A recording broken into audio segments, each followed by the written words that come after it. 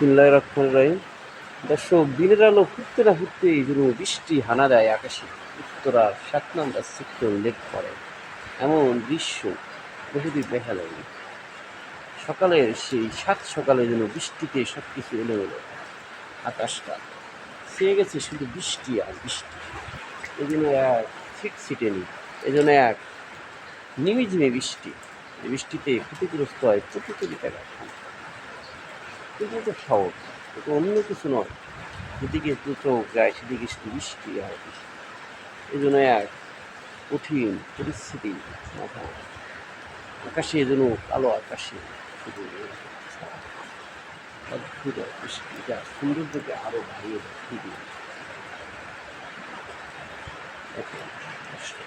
বৃষ্টি আর বৃষ্টি, দু চোখ যেদিক যায় আকাশে ঘন কালো।